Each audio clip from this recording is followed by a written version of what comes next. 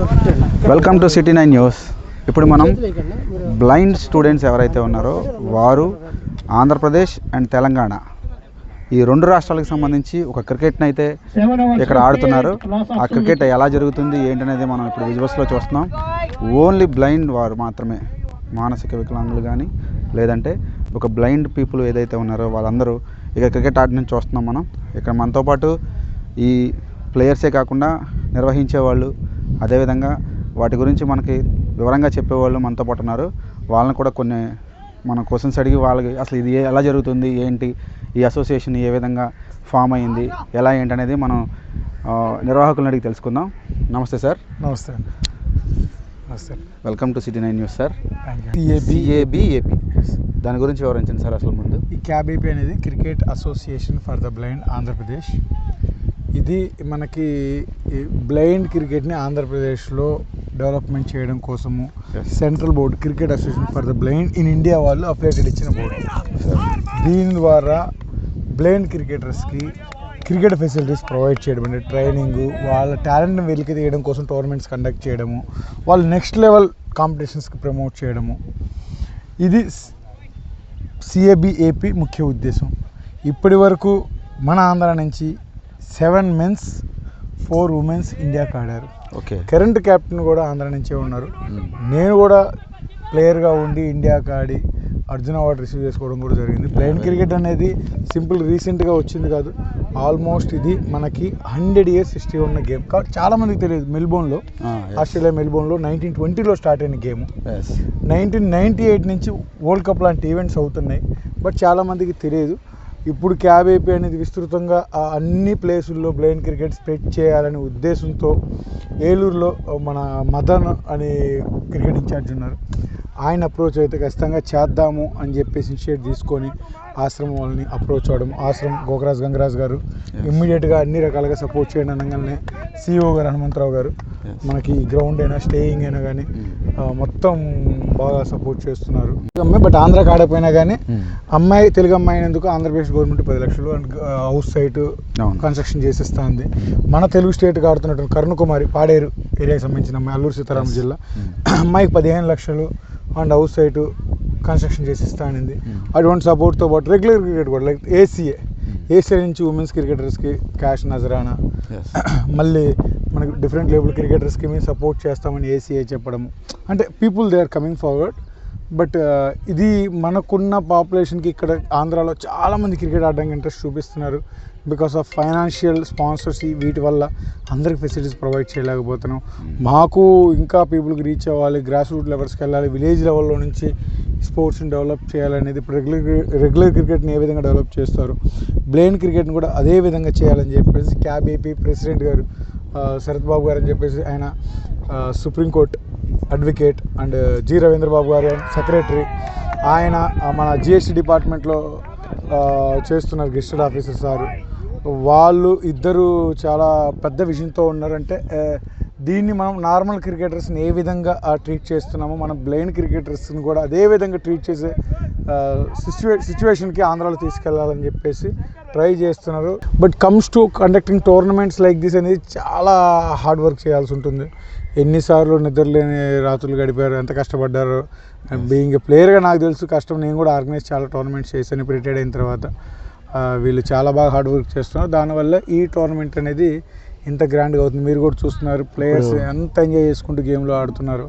ఇప్పుడు మీకు ఇక్కడ సపోర్ట్ ఎలా ఉంది సార్? ఈ స్పాన్సర్షిప్స్ కానీ లేదంటే అలాంటివి ఏమన్నా మీకు సపోర్ట్ అనేది ఇస్తున్నారా? ఇక్కడ ఏలూరులో వచ్చేసరికి ఆశ్రమం చాలా పెద్ద స్పాన్సర్ అని చెప్పాలి. 80% ఇప్పుడు ఆశ్రమం మనకి చాలా విధాలుగా పిల్లర్ లాగా అని చెప్పుకోవాలి. వాళ్ళు ఇచ్చిన ఎష్యూరెన్స్తోనే మనం టోర్నమెంట్ మూవ్ ఫార్వర్డ్ చేయడం జరిగింది. అదేవిధంగా నారా ఫౌండేషన్ వాళ్ళు మన ప్లేయర్స్ బౌత్ టీమ్స్కి టీషర్ట్స్, ట్రౌజర్స్ అయినా కానీ, అయితే మళ్ళీ ఇంకో ఫౌండేషన్ సెకండ్ ప్రైజ్ ఇవ్వడము.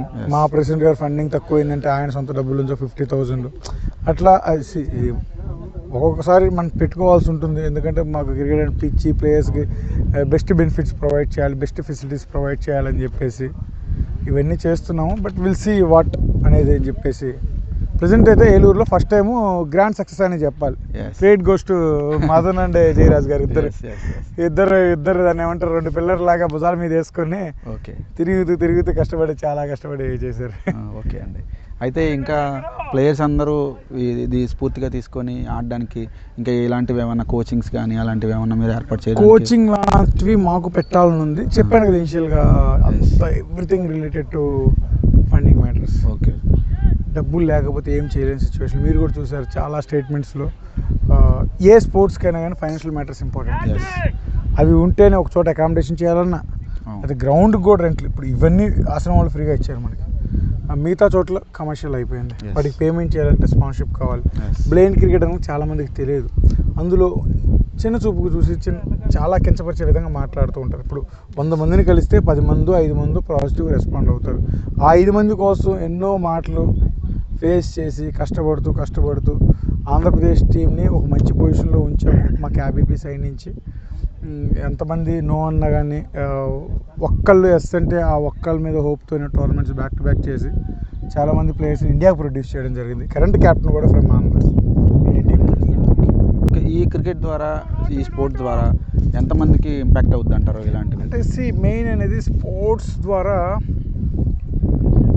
పర్సన్ విత్ డిజేబుల్డ్, యాక్చువల్లీ దివ్యాంగజన్ అంటారు కదా, వాళ్ళకి తెలియని ఒక కాన్ఫిడెన్స్ లెవెల్స్ బిల్డ్ అవుతాయి.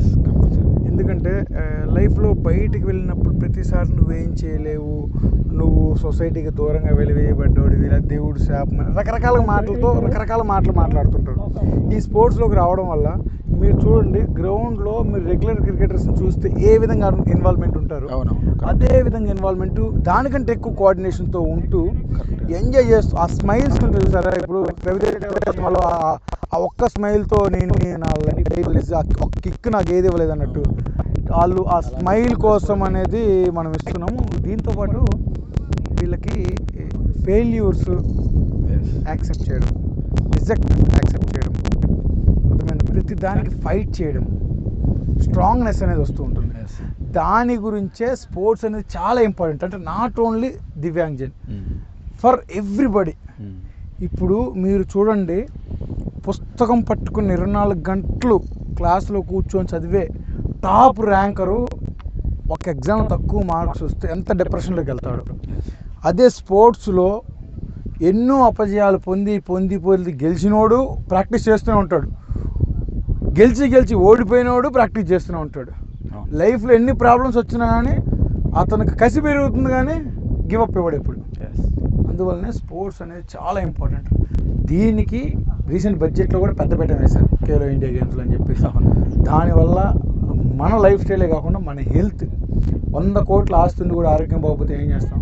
రోజులో 1 గంట సేపు వ్యాయామం చేస్తే దాన్ని అది యంగ్ టీనేజ్ స్టేజ్లో ఉన్నప్పుడు స్పోర్ట్స్ ఆడితే మేబీ నీ దగ్గర టాలెంట్, ఇండియాకి ఆడతాం, ఒలింపిక్స్లో మెడల్స్ తెస్తాం. ప్రతి ఒక్కరు మాట్లాడే వాళ్ళు ఇండియాకి ఎందుకు మెడల్స్ రావట్లేదు, గ్రౌండ్లో వచ్చి ఎందుకు దిగట్లేదు, పిల్లల్ని ఎందుకు పంపించట్లేదు. అది నీ స్పోర్ట్స్ అనేది చాలా ఇంపార్టెంట్. మాకు ఎస్పెషల్లీ దివ్యాంగులకు చాలా ఇంపార్టెంట్. ఎందుకంటే మాకు ఒక దృఢమైన సంకల్పమో లేకపోతే మా మీద మాకు బిలీఫ్ అనేది స్పోర్ట్స్ ద్వారా వస్తుంది. అందువల్ల ప్రతి ఒక్కరు వచ్చి ప్లీజ్ మాతో హ్యాండ్స్ జాయిన్ చేసి సపోర్ట్ చేయండి cricket for the blind. Yes, very good అండి, చాలా మంచిగా చెప్పారు. Thank you very much. Thank you so much. చూసారు కదా, బ్లైండ్ పీపుల్ అంటే, మానసిక వికలాంగులు అంటే ఒక చులకనగా చూసేవారందరికీ ఇది ఒక మంచి అవకాశం అని చెప్పాలి. మానసిక ఒత్తిడిని ప్రతి ఒక్కరు తగ్గించుకునే విధంగా ఉంటుంది, కానీ వీరు ధైర్యం పెంచుకోవడానికి ఈ స్పోర్ట్స్ని అనేది ఎంకరేజ్ చేస్తే గవర్నమెంట్ ద్వారా కానీ లేదంటే స్పాన్సర్షిప్స్ కానీ వారు ఎంకరేజ్ ఉంటే ఖచ్చితంగా మేము పథకాలు సాధిస్తామంటున్నారు. ఇది ఇవాళ story. Please watch it, City 9 News.